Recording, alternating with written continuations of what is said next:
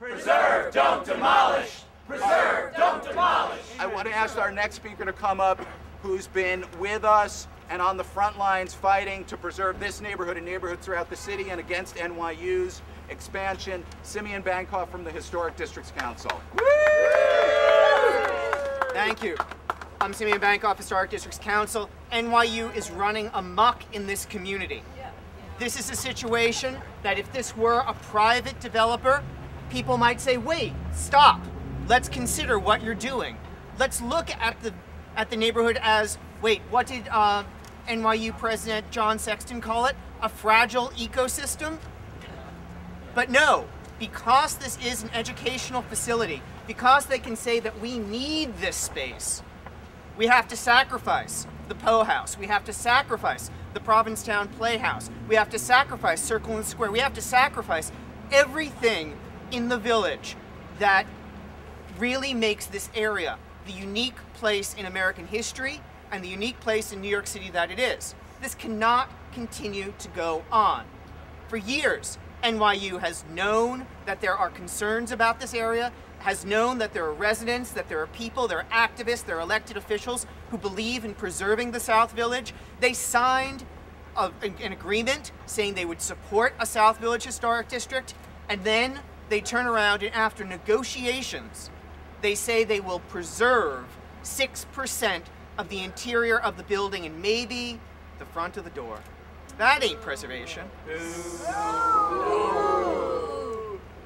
They might as well just put a plaque on the building and say, this used to be the village, now it's NYU Law School Village.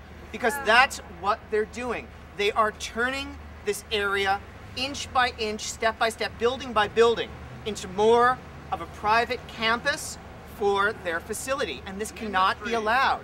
People live here. People come here. People come here because of the place it is, because of the history in the walls, in the buildings, that we can go there and we can look at a place and say, this is where Eugene O'Neill started.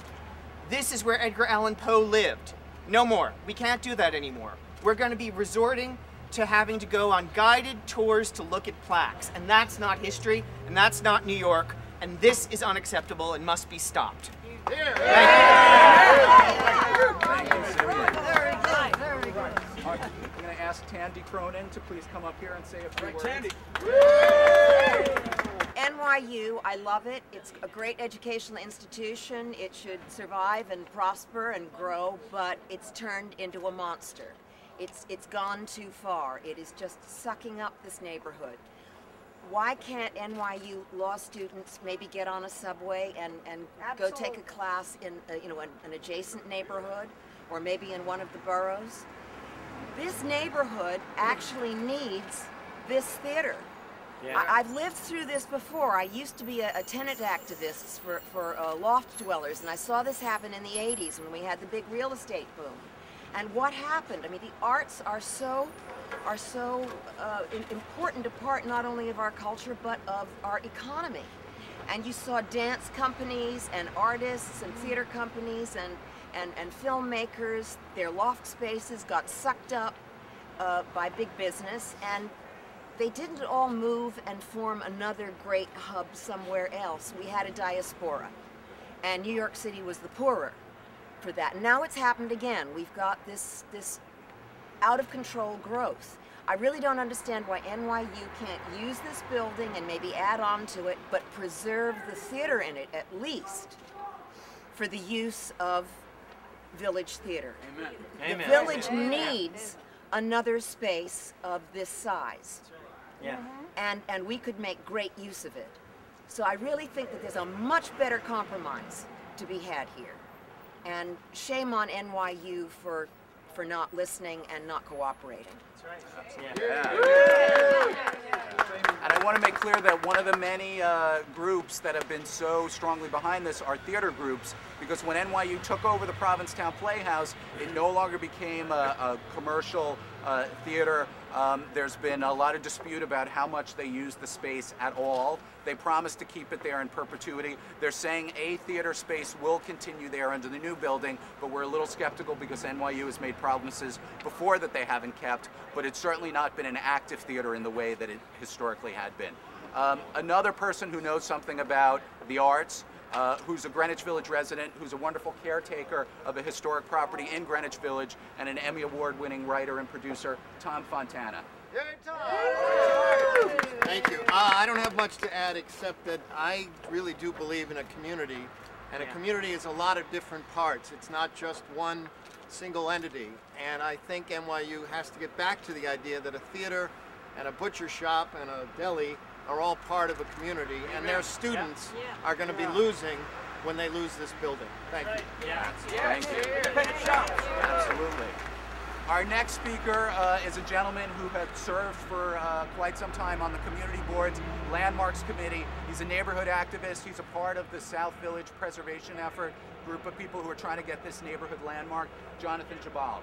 Hello. Hey, thank you.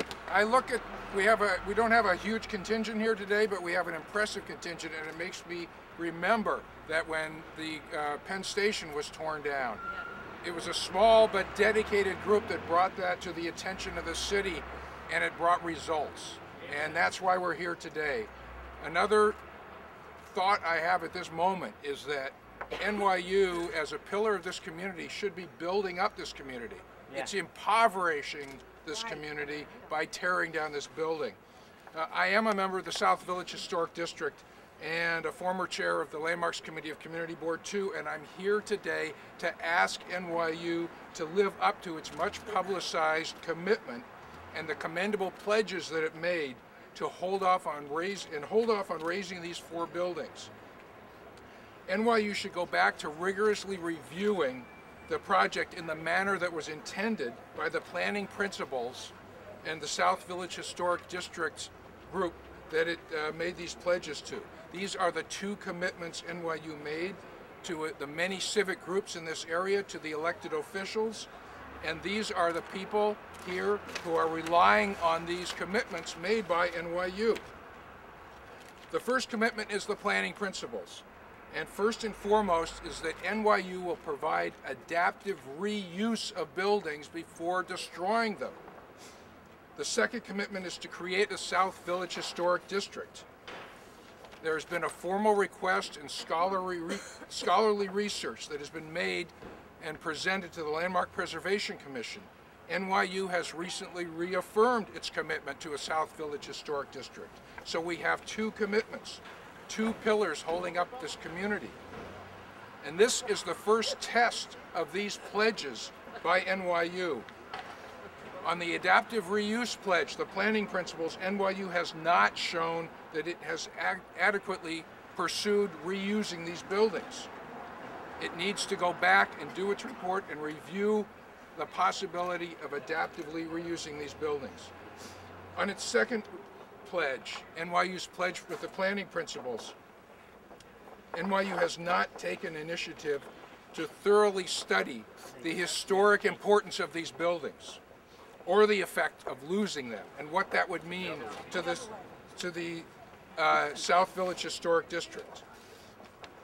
With all this in mind, we have to remember that without a step back and a rigorous analysis of these and other points, the loser is going to be the public.